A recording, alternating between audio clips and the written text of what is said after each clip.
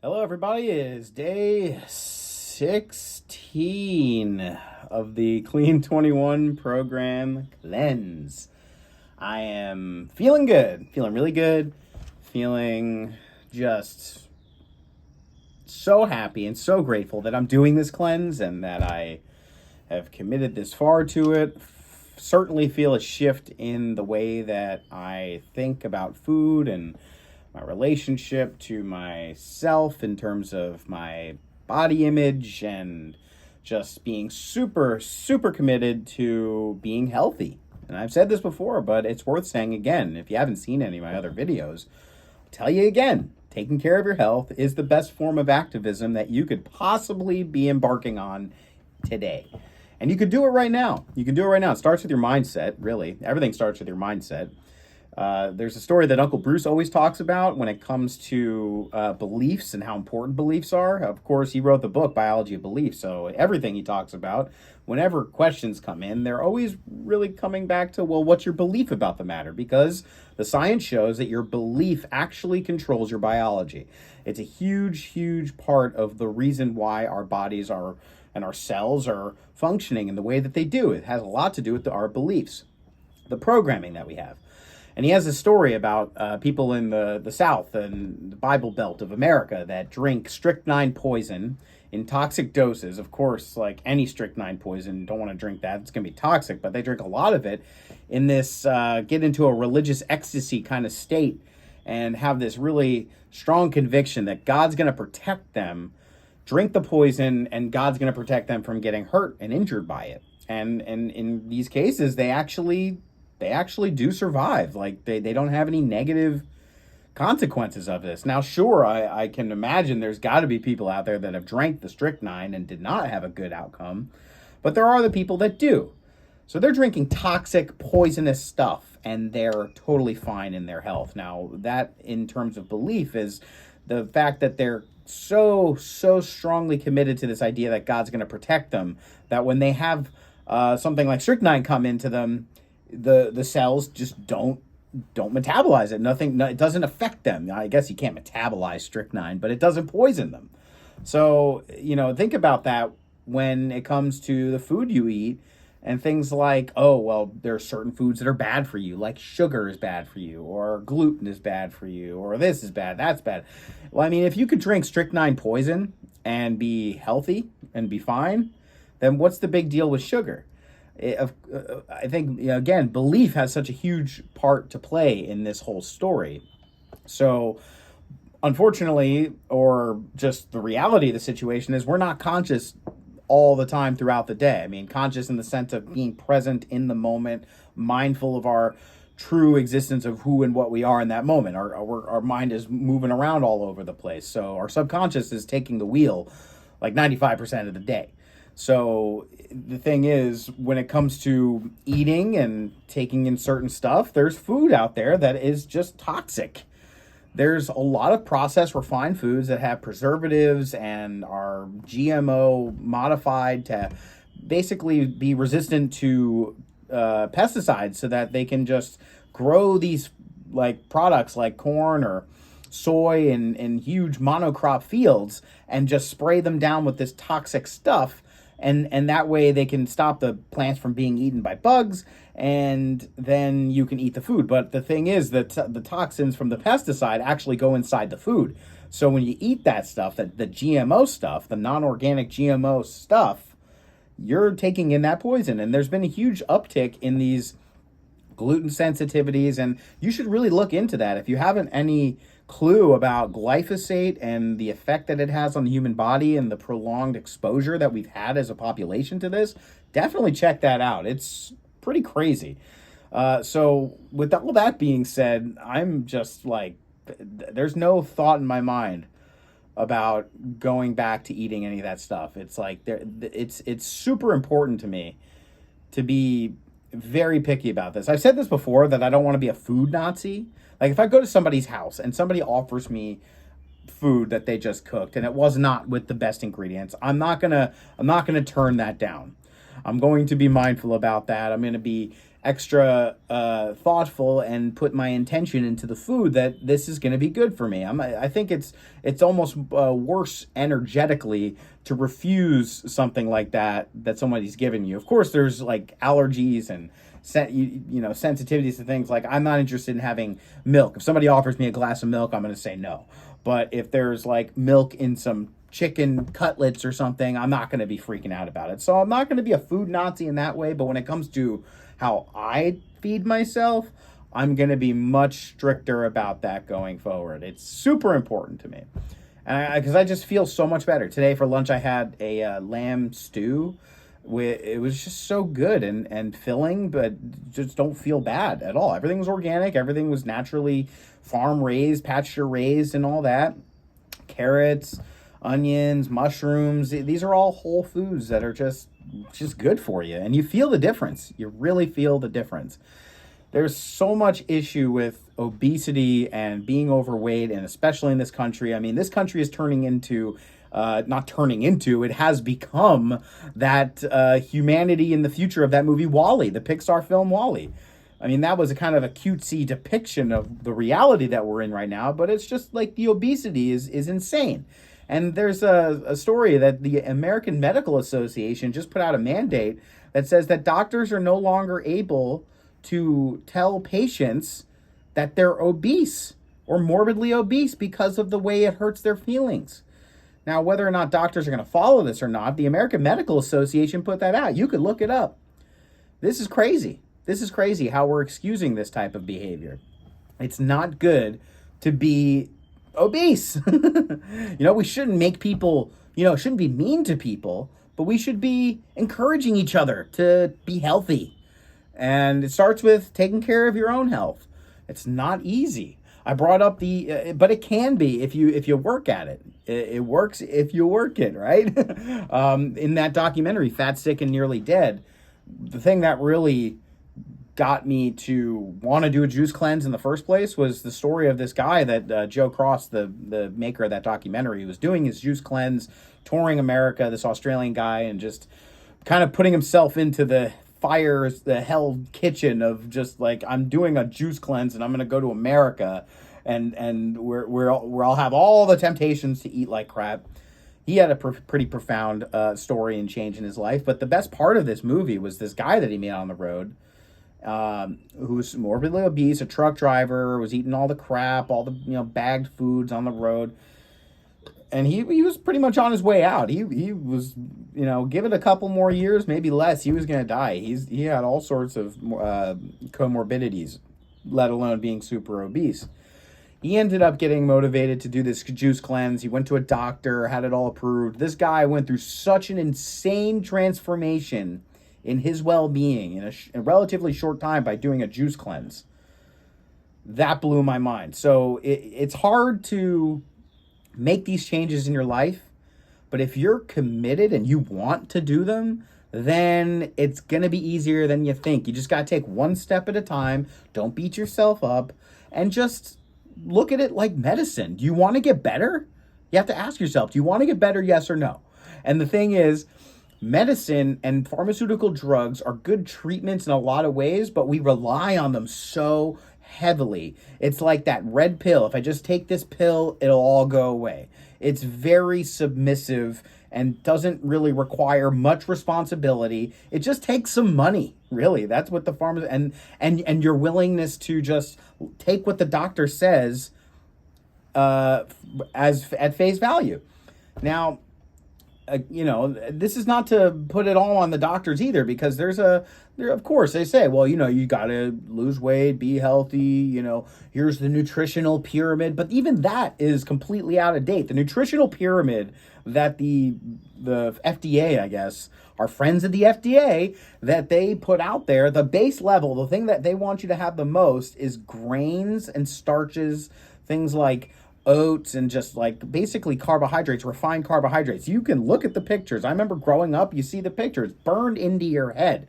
And of course, and then you have the vegetables and the fruits and then the meats and the dairies. And at the top, you get the sweets. So just have a little bit of sweets, but have a good foundation of refined carbohydrates in your diet. It's like the most backwards thing you could imagine. And this is, in my experience doing keto, taking that out, really, that's essentially what you cut out. You reverse that whole thing completely. You take out the grains and all the wheat and the carbohydrates and stuff, and you put your base level as vegetables. Having vegetables is a base level. That's like the garden that we rose up from. You want to be eating that. That's where we came from. So it's super great to be feeling good right now, and I'm only more encouraged as time goes on, as I'm losing weight and just having good sleep and just not feeling like shit after I eat food. You shouldn't feel like shit after you eat food. And when you do, that's when you really got to start to question, how much food are you eating? What is in the food? Energetically, everybody is different. Like somebody can eat a bunch of pizza and be totally fine, and then somebody else can, like myself, eat pizza past. This is a funny little story. Anytime I eat pizza past sundown, it's like clockwork. I just have nightmares, like really crazy, unusual nightmares, just stress dreams. Wake up in the middle of the night and just like can't go back to sleep kind of nightmares, always with pizza. So anyway, like there's not really just one template. This is what's good for everybody. But I think it would be fair to say that more vegetables, more organic foods, less refined foods, cut out the sugar. These things are like generally going to be good for everybody. Sugar has no metabolic value other than like having a kick. People may debate that, but I'll guarantee you that opinion has very much been informed by the propaganda from the sugar lobbies. The sugar lobbies are like everywhere. They're just like Hydra from the Marvel movies. They got their tentacles everywhere, just like Big Pharma and Big Oil. I mean, Big Sugar is a huge problem. Everything has sugar. When you look at food in the grocery store and it has reduced fat, there's low fat here, wheat thins with reduced fat. You think, oh, well, fat is bad. If I eat foods with less fat, then that's good, right? Wrong. What they do is they actually, to remove the fat, the flavor goes away. It would taste like cardboard if you didn't have anything in. So what do? They add sugar. This is something that if you go to a grocery store and you put on those glasses from the movie, if you ever seen the movie They Live by John Carpenter in 1988, you gotta watch this. I mean, it's kind of a campy B movie, but it's very, very relevant, profound message for the world that we're in. And the story that I'm making reference to is they put on these glasses and then they see that all the billboards and the magazines and the movies, there's a hidden message behind all of that. That's telling you to obey and to just don't ask questions and follow authority. And the whole thing is about finding out that there's like this secret group hidden in the world that are aliens that are trying to control the population. So anyway, take all that for what you will, whether or not that has any relevance or reflection to the world that we're in. Maybe it's just a science fiction story, or maybe there's some truth to it. But when I go to a grocery store and I put on those glasses, which is just like a metaphorical look around, like 90% of everything that's in the grocery store that you normally go to, most likely, is just refined carbohydrates and refined sugar, added sugar. It's just it's all the same product, essentially, just with different flavors. So I was thinking about it last night as the cleanse is coming to an end here. I've been kind of doing some more like going on YouTube and being like, you know what? Like I love Cheez-Its. Speaking of the refined crappy foods, like I just like Cheez-Its are the best snack, like one of the best snacks, right? But you don't want to eat those. I don't want to eat those. So I'm thinking, okay, well, how do I make my own Cheez-Its? So I'm watching videos on doing stuff like that. If there's something that you like, that's a processed food, like a brand product like Cheez-Its or M&Ms or anything, just go online and look up how to make it yourself. Most of the time, this stuff is actually much easier than you could imagine it is. And when you watch these videos, it's so great. We live in an age where the quality of these instructional videos online is through the roof. Like I taught myself how to be a VFX artist just by watching YouTube videos on how to do things. I've learned how to cook so many different things just by watching YouTube videos. And it's fun because you can make them your own and you can control the ingredients. If there's a certain ingredient in there that you don't want to have, like with the Cheez-It recipe, I saw there was flour. So yeah, basically wheat. I saw there was flour in there. When I make these, I'm going to use almond flour. or some other, like cassava flour or some other kind of flour. Just you can exchange the ingredients. When you make your own food, you can control the ingredients, and then you just feel so much more empowered and proud of yourself that you cooked this. And you can impress your friends, you'll impress yourself. You're gonna eat, I'm imagining I'm gonna make some Cheez-Its and they're gonna disappear so quick, you're just gonna wanna cook them again. Practice makes perfect. Practice is the key to excellence, really. And that's what we're looking for here, is to be excellent. We'll never be perfect. Perfect is a state that you'll never really truly get to in this existence of life, I truly believe. I mean, it's all in your mind and perception, and perfection may be different to other people, but I prefer to use the word excellence because really I don't know. I guess the way I would see it is that perfection is just like that carrot dangling in front of you. It's just like you'll never truly get to where you're going, and you'll never have that perfect hamburger. Maybe you'll have the perfect hamburger, and then every time after that you're chasing that hamburger, trying to get to that hamburger again. You'll never get it. I don't know. I guess I always just use hamburgers as my reference because I am a confirmed burger addict. So, but yeah, so even with burgers, I'm going to be making burgers myself. I'm not going to go to fast food. Fast food is the devil. But you know what? We just got to remember that strychnine story, because we live in a crazy world. A lot of the times we cannot predict our environment. We cannot predict or control food in a lot of ways. If you're out on a road trip or you're out with your friends or whatever, do your best to make a choice that's going to be as healthy as possible, or at least not toxic. Because that's the thing, like healthy can be relative. Like there's some processed gluten-free croutons and whatever, but maybe that you could look at that as Alejandro and James on the WhatsApp clean group that we have use this term called the illusion of health. So yeah, there's some things out there that may not be healthy choices, and it's just the illusion of health. But I guess what I'm trying to say here is, do your best to make choices when you can, but always remember that you don't have a choice of either A or B. There's always a third option in there, which is make it yourself. Do it yourself.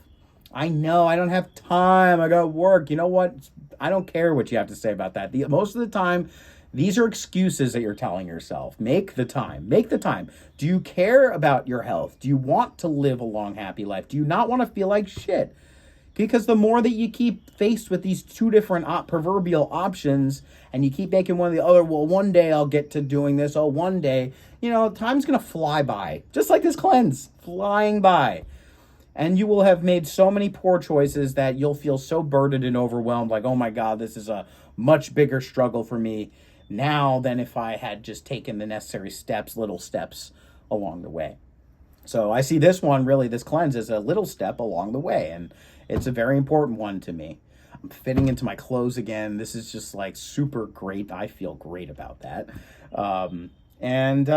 Yeah, I'm not doing the shake in the morning. I started skipping those, and I don't feel really any difference in terms of like mood or fatigue or headaches or anything like that. I just have my water with the hydrate packet and my matcha, which is just a tablespoon of matcha, which is a matcha mushroom mix with a little Lakanto and some almond milk. That's just like a nice little start to the day. And then I eat lunch between noon and 2. So, yeah, feeling really good. You should feel energized. You should feel refreshed and energized after you eat a meal. That's like ideally the situation. There might be a moment where you have to take a break. You don't want to eat and run necessarily. You might want to give your cells some time to digest that food, but it shouldn't be that long before you feel energized again. Like, think about it. If you're out there and you're starving and I don't have any energy, if I just had some food, I would be energized again. That's the whole idea, is you eat the food so you can have energy. And if you're eating food that takes away your energy, then you're doing something wrong. I know I have been in the past. And now I'm just super happy, feeling the energy. And when your body is healthy, if you take care of your body, because regardless of your mind, if you have a hard time getting into a positive belief or changing your beliefs, or because that's a whole story unto itself. Like, how do you change your beliefs? But if you're having an issue with that, which, could seem kind of etheric and, everyone's mind is different. You focus on your body, focus on the physical thing that your mind is incorporated with. It's just kind of like before you get into the rules of the game, or I guess, I don't know, that was a poor analogy I was going to say. It's like before you get into the rules of the game, you just got to play it.